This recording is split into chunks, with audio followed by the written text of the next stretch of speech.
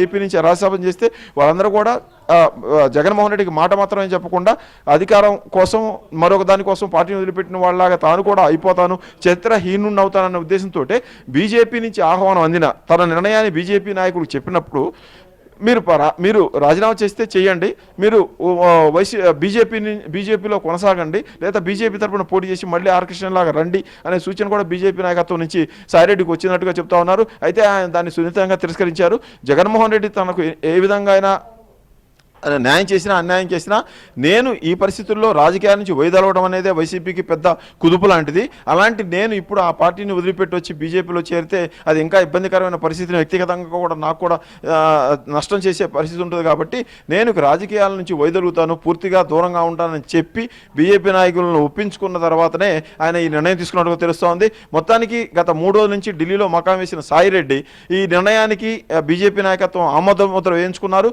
BJP తోటి మాట తీసుకున్నారు. తనకు ఎల్లవేళలా తనకు సంబంధించిన కష్ట నష్టాల్లో సహాయం చేయడానికి కానీ సహకారం అందించడానికి కానీ ఎప్పుడు తలుపు కొట్టినా తీయడానికి వీలుగా ఉంటారు అన్న వాగ్దానం హామీ తీసుకున్న తర్వాతనే ఈ నిర్ణయం తీసుకున్నారు. రాజకీయంగా ఇటువంటి అండదండలు లేకుండా సాయిరెడ్డి లాంటి వ్యక్తి ఇప్పటికిప్పుడు బయటకు వచ్చి సామాన్య మానవుడిలాగా మాజీ సభ్యుడిలాగా లేదా వైసీపీకి సంబంధించిన మాజీ నాయకుడిలాగానో 4 రోడ్ల మధ్య నిలబడి తట్టుకునే పరిస్థితి ఉండదు. కాబట్టి బీజేపీ ఆశీర్వాదం, బీజేపీ అండదండలన్నీ కూడా ఆయన పూర్తి స్థాయిలో తీసుకోవడానికి సిద్ధపడినట్టు తెలుస్తూ ఉంది. వైసీపీకి అయితే ఇది రాజ్యసభ సీట్ల విషయంలో పూర్తి భంగపాటని చెప్పుకోవచ్చు. ఏపీ నుంచి ఉన్న 11 రాజ్యసభ సీట్లలో 11కు 11 వైసీపీ ఖాతాలో ఉన్నాయి. మొన్నటి వరకు కూడా టీడీపీ పార్టీ పెట్టిన 40 ఏళ్ల తర్వాత మొదటిసారి రాజ్యసభలో 0 అయిపోయింది.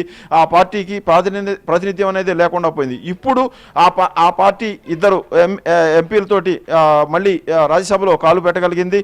అలాగే ఇప్పుడు వైసీపీకి ఉన్న 11 ఎంపీల బలం రాజ్యసభలో 8కి 7కు పడిపోయింది ఈ సాయిరెడ్డి రేపు చేస్తున్న రాజీనామాతోటి. అంతకుముందు టీడీపీ కూడా రాజ్యసభ సభ్యుల విషయంలో ఇలాంటి ఇబ్బందిని ఉమ్మడి రాష్ట్రంలో ఎదుర్కొంది.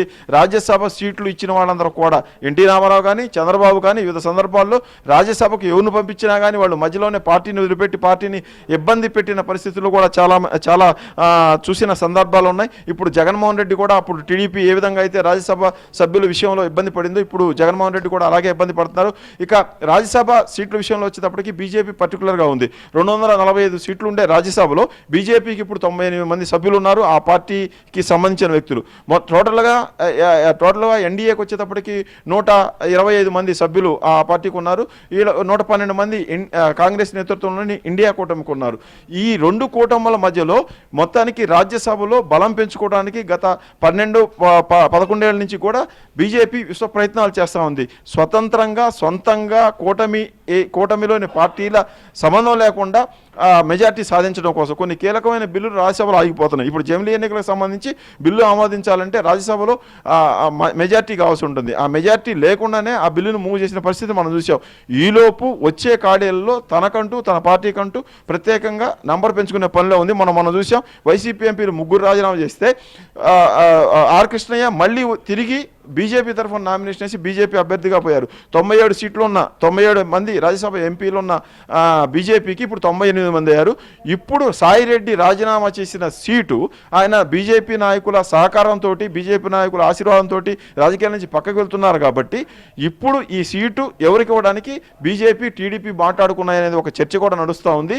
ఈ సీటు కనుక ఖచ్చితంగా బీజేపీకి వెళ్తే ఆయన సమాచారం ముందుగానే బీజేపీ నాయకులకి ఇచ్చి ఆ ఒప్పందం చేసుకున్న తర్వాతనే అంటే సహకారం ఇస్తారని ఒప్పందం చేసుకున్నట్టే తర్వాతనే బయటికి వస్తారనేది మనం స్పష్టంగా తెలుసుకోవచ్చు. బీజేపీతో సంప్రదించి రాజీనామా చేశాడు కాబట్టి బీజేపీ కూడా ఆ సీటును ఆ వచ్చే ఖాళీని తనకు క్లెయిమ్ చేసుకునే అవకాశాలు ఉన్నాయి. ఒక ప్రచారం అయితే జరుగుతుంది ఏపీ బీజేపీ నాయకుల్లో. మాజీ సీఎం కిరణ్ కుమార్ రెడ్డిని ఆ సీట్ నుంచి రాజ్యసభకు పంపించే ఆలోచనలో బీజేపీ ఉంది అని చెబుతున్నారు. ఇక్కడ ఖాళీ అయ్యే సీటుని ఇదే రాష్ట్రానికి సంబంధించిన వ్యక్తితోటి భర్తీ చేయడం ద్వారా విమర్శలు ఎదుర్కోకుండా ఉండడం కోసం కూడా బీజేపీ ఇలాంటి ఏర్పాటు చేస్తున్నట్టు తెలుస్తోంది. మొన్న రాజంపేటలో పోటీ చేసిన కిరణ్ కుమార్ రెడ్డి 50-60 వేల ఓట్లతోటి మిథున్ రెడ్డి మీద ఓడిపోయారు. జస్ట్ ఇంకొంచెం కృషి చేసి ఉంటే ఆయన గెలిచుండేవాళ్ళు ఆ రోజు ఎంపీగా అని అన్నారు. ఆ తర్వాత నుంచి కూడా కిరణ్ కుమార్ రెడ్డి రాజ్యసభకు వెళ్లాలన్న ఆసక్తితో ఉన్నారు. మాజీ సీఎం హోదాలో దాదాపు 2.5-3 ఏళ్ల పాటు రాష్ట్రాన్ని పరిపాలించిన సీఎంగా తన అనుభవాన్ని రాష్ట్రంలో పార్టీకి అలాగే రాష్ట్రం నుంచి కేంద్ర పార్టీకి కూడా అందించడానికి వీలుంటుందనే చర్చ ఎప్పటి నుంచో నడుస్తుంది. ఇప్పుడు సాయిరెడ్డి ఖాళీ చేసి ఈ సీటును కిరణ్ కుమార్ రెడ్డి తోటి బీజేపీ భర్తీ చేసుకోవడానికి సిద్ధపడిందన్న అని చెప్తా ఉన్నారు. ఈ విషయంలో టీడీపీ కూడా అంగీకారం తెలిపే అవకాశాలే ఎక్కువగా ఉన్నాయని కూడా చెప్తున్నారు. బీజేపీ అడిగితే టీడీపీ కానీ పవన్ కళ్యాణ్ కానీ కాదనలేని పరిస్థితి ఉంటుంది. కాబట్టి ఈ సీటు ఖచ్చితంగా బీజేపీ ఖాతాలో కిరణ్ కుమార్ రెడ్డి రూపంలో రాజ్యసభలో అడుగుపెట్టే ఛాన్సెస్ ఉన్నాయని చెప్తారు.